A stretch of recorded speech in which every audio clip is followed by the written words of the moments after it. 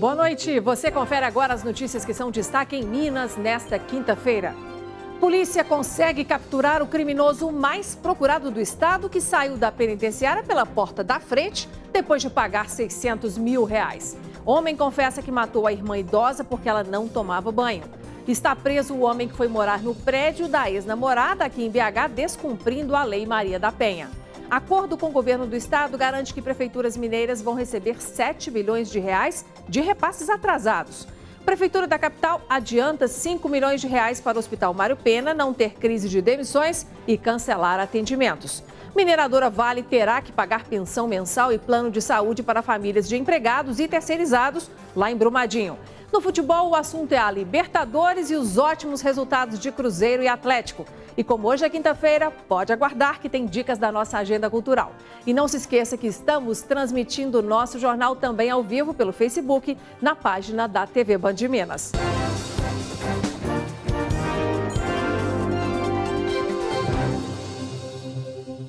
Foi preso em Santa Catarina, no sul do país, o criminoso mais procurado pela polícia de Minas Gerais. Luiz Henrique Nascimento do Vale, mais conhecido como Totó, foi trazido hoje para a capital, onde foi ouvido na delegacia. Ele é suspeito de liderar uma quadrilha no bairro Santa Cruz, região noroeste de Belo Horizonte, e estaria envolvido em diversos homicídios, 2 deles cometidos com uso de fuzil.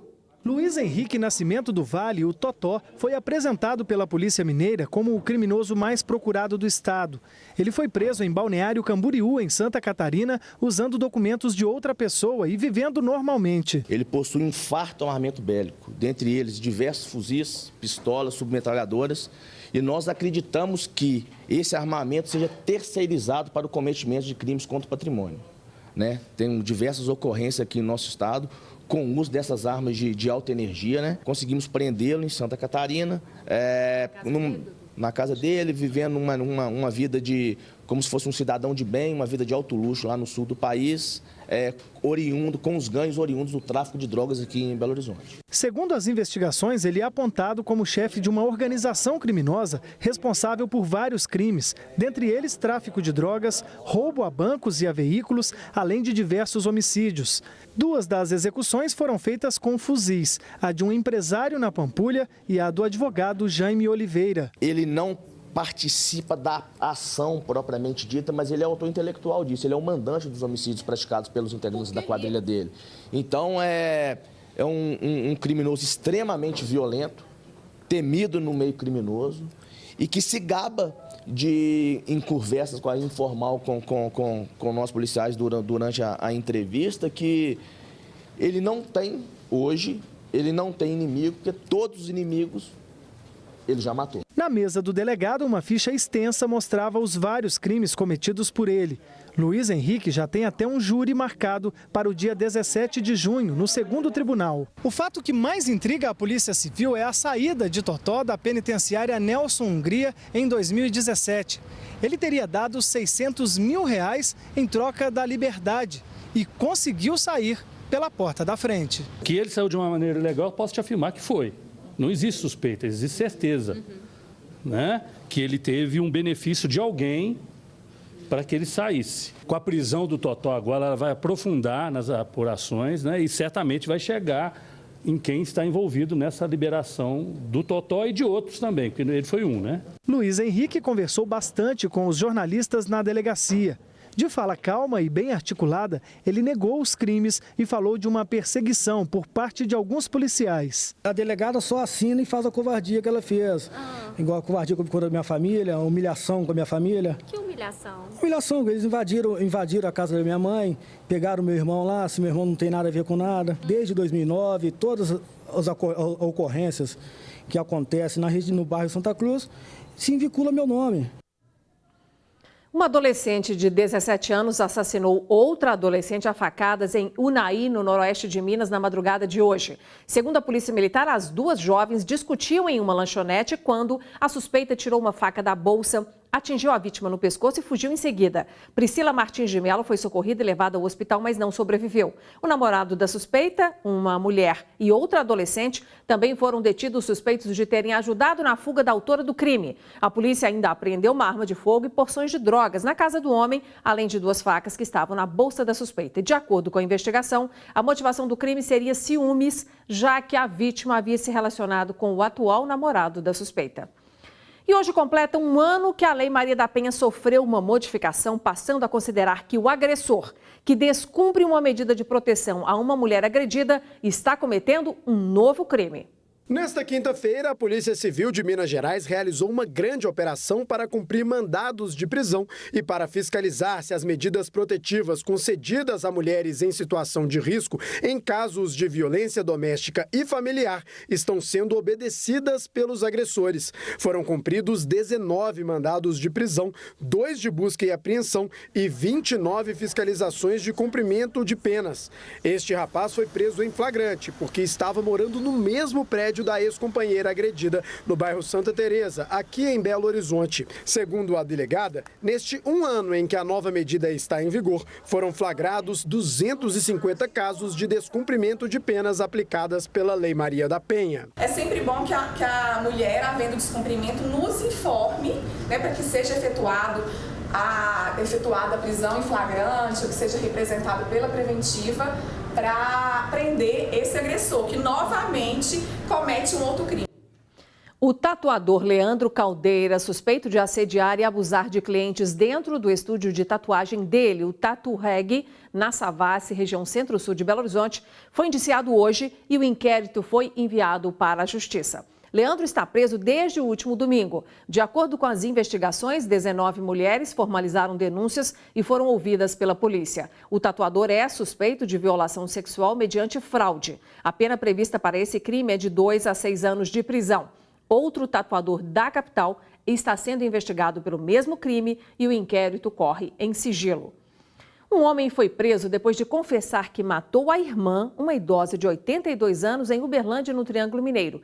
Depois de uma denúncia anônima, os militares foram até a casa do suspeito, onde ele falou sobre o crime e mostrou onde havia enterrado o corpo. O crime aconteceu há cerca de 2 meses. Os vizinhos deram falta da senhora, Maria Lima Ribeiro, de 83 anos. A polícia recebeu a denúncia e foi até o autor, que confessou ter matado e enterrado a própria irmã. Uma denúncia anônima que essa senhora estava desaparecida há cerca de 2 meses. Então os vizinhos achou estranho o desaparecimento dela, até mesmo porque ela tinha uma dificuldade de locomoção, já debilidade devido à idade. Segundo relatos, o autor, Jesus Pinheiro da Silva, sempre discutia com a irmã e reclamava que ela não tomava banho. Chegou para a gente, segundo informações dele próprio, que ela tinha dificuldade de higiene pessoal, não gostava de tomar banho. Isso é o relato dele, claro. E daí, segundo, as discussões eram constantes por conta desse motivo. Como eles brigavam constantemente, e nessas brigas haviam ofensas mútuas, ele resolveu matar a irmã. A mulher passava 2 meses, 3 meses sem tomar banho lá, me pirraçando, implicando. Ele teria agredido a vítima e depois de constatado que ela estava morta, ele teria esperado a noite para enterrá-la em um terreno que fica em uma rua perto de onde eles moravam. O coveiro é acusado de homicídio e ocultação de cadáver. Ele não tinha passagens pela polícia e se diz arrependido do crime. O senhor se arrependeu? Como é que não arrepende, minha filha? Qualquer homem arrepende. Ela não está viva para se ver. Eu não vou dizer nada não, senhor. Uma casa de prostituição foi fechada pela Polícia Civil na cidade de Patrocínio, no Alto Paranaíba, hoje de madrugada. 2 pessoas que trabalhavam na coordenação dos atendimentos foram presas em flagrante. Segundo os investigadores, as suspeitas têm vínculo com um site que divulga perfis de garotas de programa e promove encontros. No local foram apreendidos celulares, preservativos, anotações e documentos que comprovam os crimes. 6 prostitutas foram ouvidas e liberadas. Confira mais notícias que são destaque nesta quinta-feira. Renato Jesus da Silva foi preso após trocar tiros com a polícia. Ele é suspeito de tentar roubar um carro na manhã de hoje no bairro Eldorado, em Contagem, na Grande BH. Segundo a Guarda Civil, ele jogou o carro contra a moto de um dos agentes e fugiu. Renato ainda bateu o carro em mais 2 veículos, um deles de um guarda civil que estava de folga. Na altura do viaduto Bernardo Monteiro, o suspeito tentou fugir a pé. Ele tem passagens pela polícia por tráfico de drogas, roubo de carro e porte ilegal de arma. Durante a operação de captura, ninguém ficou ferido. Estão sendo procurados os suspeitos de arrombar um banco na madrugada desta quinta-feira, no centro da cidade de Bom Jardim de Minas, região sul do estado. De acordo com a PM, os bandidos usaram explosivos para arrombar os caixas eletrônicos. A agência ficou completamente destruída, abalando a estrutura do imóvel. Um cerco foi montado na divisa com cidades vizinhas para tentar prender a quadrilha. Cerca de 400 trabalhadores do Instituto Mário Pena, especializado em tratamentos contra o câncer, correm o risco de serem demitidos por conta de atrasos de 10 milhões de reais nos repasses do Estado para o hospital. Hoje, a Prefeitura de Belo Horizonte anunciou um adiantamento pelos serviços que o hospital vai prestar nos próximos meses para ajudar a instituição a evitar demissões e corte de serviços. O complexo médico administrado pelo Instituto é formado por 2 hospitais, um núcleo de ensino em pesquisa e uma casa de apoio. São realizados cerca de 1 milhão de procedimentos por ano para pacientes oriundos de 620 municípios mineiros. Segundo o presidente do Conselho de Administração do Instituto Mário Pena, há 3 meses foi iniciado um processo de reestruturação por novos gestores. Entre as irregularidades identificadas estão os salários acima do mercado. Nós encontramos valores exorbitantes fora do mercado e a partir do exemplo, que é o teto do seu presidente, ninguém ganha mais do que R$16 mil líquido. Em coletiva realizada hoje entre representantes do Instituto e da Prefeitura de Belo Horizonte, ficou decidido o repasse imediato de R$5 milhões de recursos municipais que serão devolvidos pelo Mário Pena a partir de agosto. O Hospital Mário Pena vai pagar isso em 5 prestações a partir da competência do mês de julho, ou seja, quando pagarmos aí em agosto a produção do hospital referente ao mês de julho. Então são 5 meses, em dezembro já terá quitado todo o adiantamento que lhe foi feito hoje. A direção do Instituto Mário Pena afirma que o processo de revisão dos custos vai continuar nas próximas semanas e que se pretende reduzir em 20% os gastos com medicamentos, porque o processo de compra e a relação com fornecedores serão aprimorados. Como hospital 100% SUS, filantrópico, que depende do poder público e das doações, das quais eu já faço o apelo público aqui, para que os nossos doadores continuem apostando e acreditando na instituição Mário Pena, continuem fazendo as suas doações, para que as nossas receitas advindas dessas doações e das empresas parceiras continuem mantendo o Mário Pena com as suas portas abertas para essa oncologia ambulatorial e hospitalar. Dos 10 milhões devidos pelo governo de Minas, 7 são do Instituto de Previdência dos Servidores do Estado de Minas Gerais. Em nota, o IPSENG alegou que os pagamentos têm sido feitos conforme a disponibilidade financeira do Instituto. O governo do Estado também se pronunciou e destacou que existem pendências deixadas pela administração anterior e que a atual gestão busca o equilíbrio das contas por meio da redução de gastos e da eficiência. E hoje foi fechado um acordo que alivia a pressão financeira de centenas de municípios mineiros que estão sem dinheiro até para pagar salários e custear serviços básicos para a população. O governo do estado e a Associação Mineira de Municípios assinaram hoje um acordo que prevê o pagamento de 7 bilhões de reais em recursos relativos aos repasses do ICMS, IPVA e Fundeb. Haverá parcelamento, mas os prefeitos entendem que foi um bom acordo. Durante a audiência, o governador do estado, Romeu Zema, justificou o atraso nos repasses de recursos aos municípios mineiros. Assumimos um estado com dívidas atrasadas no montante superior a 34 bilhões de reais. Logo após a assinatura do documento, as autoridades presentes comemoraram o acordo. É um acordo histórico para Minas. Os municípios talvez não tenham sido atendidos em tudo aquilo que deveriam, mas vale lembrar também que não podemos assumir um compromisso que vá além das nossas capacidades. São 6 bilhões de débitos da administração Fernando Pimentel, dos anos 2017 e 2018, e outro 1 bilhão relativo aos repasses em atraso de janeiro deste ano. Segundo o acordo, os débitos de janeiro deste ano relativos ao IPVA, ICMS e Fundeb, na quantia de R$1 bilhão, serão pagos em 3 parcelas, a partir de janeiro do ano que vem.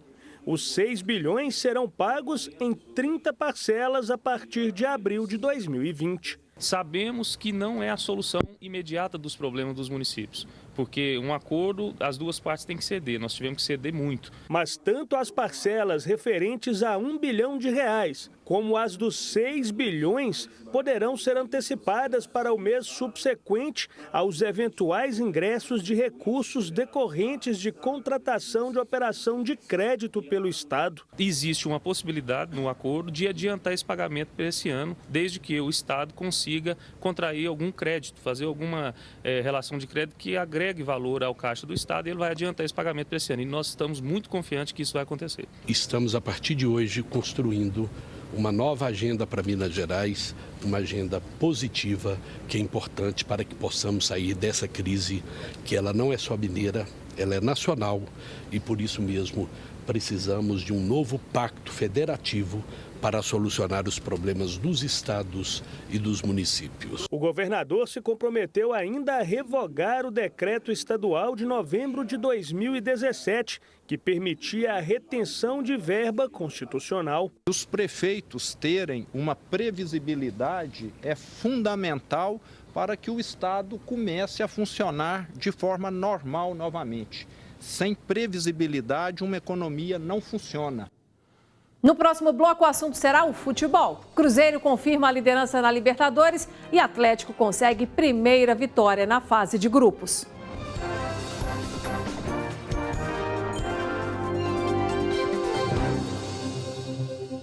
Hora do futebol. O Atlético não perdeu a esperança e lutou até o fim da partida para conseguir virar o resultado contra o Zamora da Venezuela, que começou fazendo 2 gols aqui no Mineirão. E foi só no final do segundo tempo que, com um pênalti, o Galo virou o placar e terminou a noite vencendo por 3-2. O time se mantém na disputa da Libertadores, mas ainda está no sufoco.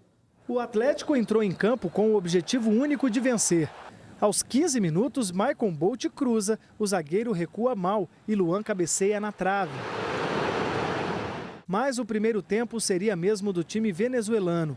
1 minuto depois, Galhardo recebe livre de Maza e abre o placar no Mineirão. O Galo seguia errando muitos passes. Num contra-ataque, Galhardo sai em velocidade, chutando rente à trave. Os venezuelanos tentaram mais uma vez e conseguiram. Depois de uma cochilada da zaga atleticana, Hernandes roubou a bola e avançou até encontrar Paiva, que não desperdiçou. Zamora 2-0. E se o primeiro tempo foi do Zamora, o segundo só deu Galo. Logo aos 5 minutos, numa jogada pela direita, Luan cruza e Maicon Bolt sobe mais alto que todo mundo, fazendo 2-1. A partir daí, o time brasileiro só atacava.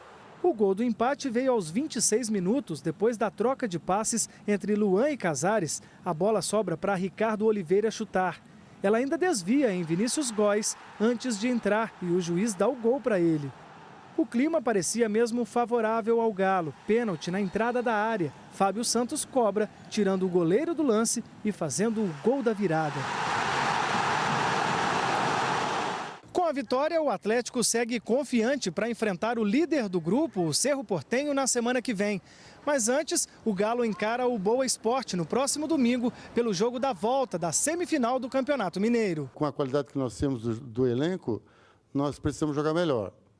Então esse é um problema meu, né? É um problema meu e um problema do grupo também.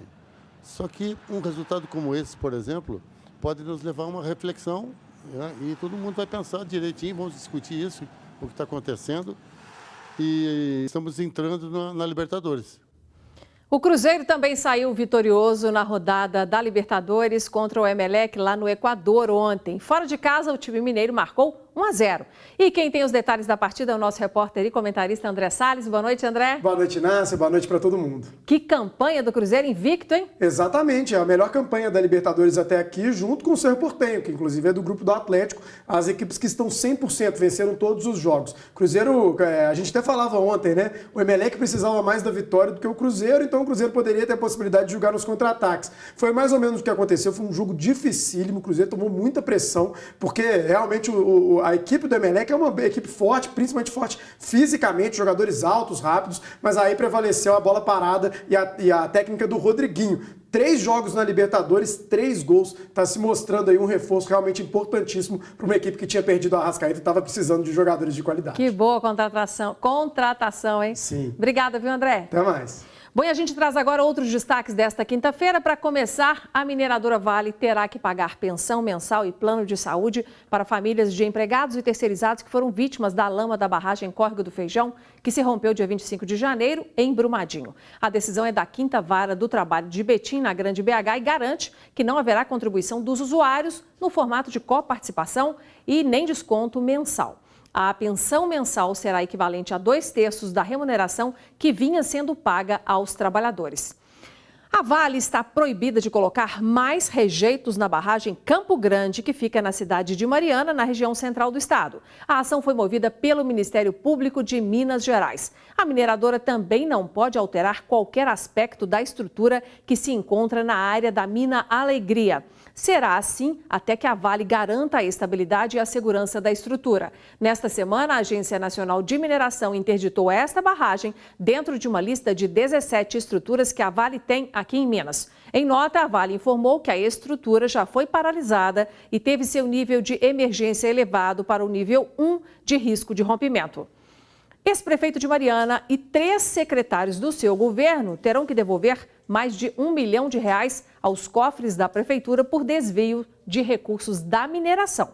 Celso Cota Neto foi prefeito de Mariana por 2 mandatos. O último deles foi cassado em 2015, pouco antes da tragédia com a barragem de Fundão, que matou 19 pessoas. Segundo o Tribunal de Contas do Estado de Minas Gerais, os 4 causaram prejuízos à população ao cometer irregularidades em contribuições à entidade, a Ação Social da Catedral Basílica de Mariana, a Fundação Educativa Cultural de Congonhas e também a Associação Marianense dos Artistas Plásticos, usando recursos da CEFEM, a compensação financeira pela exploração de recursos minerais. O tribunal também identificou outras aplicações irregulares na área do esporte. Os condenados ainda podem recorrer.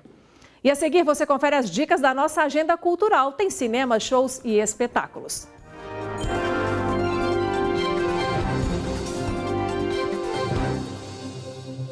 A campanha de vacinação contra a gripe vai começar na semana que vem, dia 10 de abril, aqui em Minas. O morador que estiver de cama ou que por alguma razão não consiga se locomover até um posto de saúde, terá direito a ser vacinado em casa. Olha que bacana. Para isso, precisa se cadastrar até o dia 4 de maio. O interessado pode ligar para o telefone 31 3277 7722, 3277-7722 ou então acessar o site da Prefeitura, que é pbh.gov.br/saúde. Já sabe o que vai fazer neste fim de semana? Ainda não? Então confira agora as dicas da nossa agenda cultural. Na telona, basta gritar Shazam para que um super-herói ganhe vida. É preciso testar os limites das habilidades e dominar os poderes rapidamente para lutar contra as forças do mal. Rivais no poder e no amor, 2 importantes mulheres e 2 tronos. Uma história que pode mudar o curso da história no filme 2 Rainhas. Rodrigo Santoro interpreta um professor universitário de literatura russa que vê a vida dele transformada ao ser designado como intérprete na ala infantil de um hospital cubano. O tradutor na telona. Mussum de diferentes ângulos, um documentário com revelações das facetas mais sérias da figura que foi eternizada no imaginário popular brasileiro. Mussum, um filme do Cacildes na telona. Dos livros para o palco, um espetáculo que aborda a vida após a morte. A atriz Ana Rosa estrela o sucesso Violetas na Janela.